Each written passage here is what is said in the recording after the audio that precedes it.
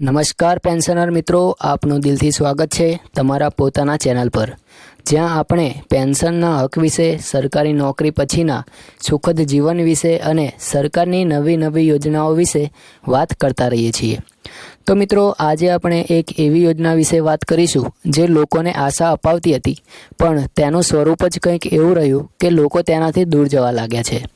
આજે આપણે વાત કરીએ છીએ યુપીએસ એટલે કે યુનિફાઈડ પેન્શન સ્કીમ વિશે।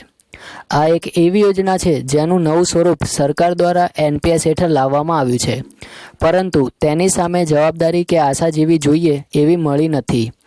મિત્રો, યુપીએસ એટલે એવી યોજના કે જ્યાં સરકારને એનપીએસ અને જૂની પેન્શન યોજના બંનેને સારી વસ્તુઓ લઈને એક નવી યોજના બનાવી છે। મિત્રો, યુપીએસ 1 એપ્રિલ 2025થી અમલમાં લાવવામાં આવી હતી અને સરકારનો ઉદ્દેશ એ હતો કે નોકરી કર્યા પછી કર્મચારીઓ માટે એક નિશ્ચિત અને સ્થિર આવક મળતી રહે, પરંતુ મિત્રો એટલે જૂની પેન્શન જેવો ચોક્કસ પેન્શન રકમનો લાગશાક કર્યો હતો અને સાથે એનપીએસ જેવો વહીવટદાર મિકેનિઝમ પણ ચાલુ રાખ્યો છે। પરંતુ મિત્રો, હકીકત એ છે કે યુપીએસ શરૂ થયા પછી 3 મહિના સુધી કર્મચારીઓનો પ્રતિસાદ આશાની સરખામણીએ ઘણો ઓછો રહ્યો છે। તમારે સમજવું એ જરૂરી છે કે અંદાજે લગભગ 23 લાખ જેટલા કેન્દ્ર સરકારના કર્મચારીઓ એનપીએસ હેઠળ નોંધાયેલા છે। તેમાં ફક્ત 1.35% લોકો એટલે કે માત્ર 31,555 કર્મચારીઓએ જ યુપીએસ તરફ વળાંક લીધો છે। આ એક ગંભીર મુદ્દો છે, કારણ કે આવું ઓછો પ્રતિસાદ તે દર્શાવે છે કે આ યોજના લોકોના હૃદય સુધી પહોંચી શકી નથી। અને મિત્રો, જ્યારે સરકારે જોયું કે લોકોનો પ્રતિસાદ ઓછો છે આ યોજના તરફ, ત્યારે તરત જ પગલું ભર્યું છે અને યુપીએસ માટેની પસંદગીની છેલ્લી તારીખ જે 30 જૂન હતી તેને વધારીને 30 સપ્ટેમ્બર 2025 કરી દેવામાં આવી છે। આનો અર્થ એ થયો કે સરકાર હવે કંઈક બદલવા માટે તૈયાર છે। કર્મચારીઓના મનની વાત સાંભળવા માટે સરકાર તૈયાર થઈ છે અને હવે ચર્ચાઓ ચાલી રહી છે કે યુપીએસમાં શું ફેરફાર કરી શકાય જેથી વધુ લોકો આ યોજના સાથે જોડાય અને આ યોજનાને અપનાવે। તો મિત્રો, લોકસભામાં પણ આ મુદ્દો ઉઠાવવામાં આવ્યો છે। એમપીઓ શ્રી કાનવરસિંહ તનવાર અને સંજય જયસ્વાલે નાણામંત્રી સમક્ષ સીધો પ્રશ્ન કર્યો હતો કે શું યુપીએસમાં કંઈ સુધારા લાવવાના છે, અને નાણામંત્રી શ્રીમતી નિર્મલા સીતારમણે સ્પષ્ટતા કરી હતી કે યુપીએસ ખાસ કરીને એનપીએસ હેઠળ આવનારા કેન્દ્ર સરકારના કર્મચારીઓ માટે છે। હાલમાં યુપીએસ જેવા લાભોને અન્ય યોજનાઓ સુધી વિસ્તૃત કરવાનો કોઈ પ્રસ્તાવ નથી, પણ એની સાથે એ પણ સમજાવ્યું કે સરકાર સમયસર નિર્ણય લેશે।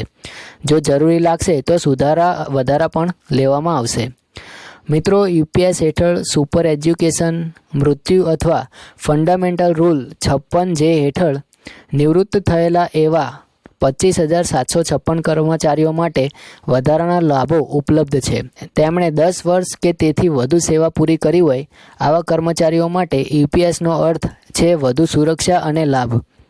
તો મિત્રો, આજ સુધીમાં યુપીએસ હેઠળ કુલ 7,253 દાવાઓ દાખલ થયા છે, જેમાંથી 4,978 દાવાઓને મંજૂરી આપવામાં આવી છે। આ સંખ્યા બતાવે છે કે લોકો લંગસંગ ગઝલી આગળ વધી રહ્યા છે અને યુપીએસ હેઠળ કર્મચારીઓને રિટાયરમેન્ટ ગ્રેજ્યુઇટી અને મૃત્યુ ગ્રેજ્યુઇટી પણ મળે છે, જે કેન્દ્રીય નાગરિક સેવા પેન્શન નિયમો 2021 હેઠળ આવરી લેવામાં આવ્યા હતા અને આવરી લેવાય છે। એક ખાસ મહત્વની વાત છે મિત્રો કે જો કોઈ કર્મચારી સેવામાં હોવાની સ્થિતિમાં મૃત્યુ પામે છે અથવા ગંભીર રીતે અક્ષમ થાય છે, તો એવા સમયે પણ યુપીએસ હેઠળ તેઓને સીસીએસ પેન્શન રૂલ્સ 2021 અથવા એક્સ્ટ્રા ઓર્ડિનરી પેન્શન રૂલ્સ 2023 હેઠળ લાભ મળવાનો વિકલ્પ મળશે। એટલે કે માત્ર સામાન્ય નિવૃત્તિ જ નહીં, પરંતુ દુર્ઘટનાઓ અને કપરા સમય માટે પણ યુપીએસ એક દયાળુ છાયારૂપ બની શકે છે। અને મિત્રો, ટેક્સ બાબતમાં પણ યુપીએસને સરખી જ મંજૂરી મળેલી છે। જેમ કે એનપીએસ હેઠળ મળતા લાભો છે, એ જ રીતે યુપીએસમાં પણ સેક્શન 80 સીસીડી હેઠળ ટેક્સ કપાત અને બીજા સેક્શનોમાં પણ છૂટછાટ મળી શકે છે। તો પછી પ્રશ્ન એ ઊભો થાય છે કે કર્મચારીઓની યુપીએસમાં રસ કેમ નથી? તો મિત્રો મોટાભાગના કર્મચારીઓને એનપીએસમાં જ રહેવું પસંદ કર્યું છે, કારણ કે તેમને માર્કેટ લિંક રોકાણ અને સશક્ત પસંદગીઓ પસંદ છે. ખાસ કરીને યુવક કર્મચારીઓ પોતાની નિવૃત્તિ માટે માર્કેટમાં વૃદ્ધિ કરતા ફંડને પસંદ કરે છે. તેમનું માનવું છે કે બજાર યોગ્ય રીતે ચલાવાય તો તેમની પેન્શન રકમ પણ વધી શકે છે. અને બીજી તરફ જૂની પેન્શન યોજના સાથે લાગેલી લાગણીઓ તે પણ હવે જીવંત છે. ઘણા કર્મચારીઓ આજે પણ યુપીએસ માટે લડી રહ્યા છે, એટલે કે ઓલ્ડ પેન્શન સ્કીમ માટે લડી રહ્યા છે. તેમને એવું લાગે છે કે નિશ્ચિત પેન્શન એટલે કે રહેતા જીવન માટે સુરક્ષિત આવક એ સૌથી મોટું હથિયાર છે, અને જે પેન્શન મળે છે એ જીવન માટે સુરક્ષિત આવક છે. આ બધા મુદ્દાઓ વચ્ચે યુપીએસ એક નવી કોશિશ છે, પણ તેના માટે હૃદયથી અને સમજદારીથી રજૂઆત કરવાની જરૂર છે. માત્ર જાહેરાતો નહીં, પરંતુ સમજાવટ અને વિશ્વાસ બનાવવો પડશે. સરકાર હવે આ વાત સમજી ગઈ છે અને કદાચ આગામી સપ્તાહોમાં અથવા મહિનાઓમાં યુપીએસને વધુ આકર્ષક બનાવવા માટે નવું પેકેજ લઈને આવવું પડશે. મિત્રો, તમને શું લાગે છે કે યુપીએસ તમારા માટે યોગ્ય છે કે નથી? શું એનપીએસ જ સારું છે કે પછી જૂની પેન્શન યોજના પર જ સરકારે પાછા ફરવું જોઈએ?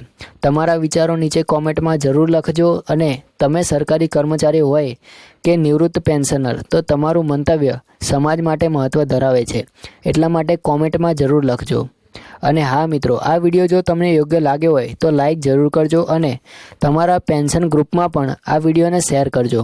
અને આવા જ સમાચાર માટે ચેનલને જરૂરથી સબસ્ક્રાઈબ કરી લેજો. તો મિત્રો, મળીશું ફરી આવી જ માહિતી સાથે, અને તમારા પેન્શનના હક માટે એક નવો અવાજ બનતા રહીશું. ત્યાં સુધી જય હિન્દ, જય પેન્શનર શક્તિ, વંદે માતરમ.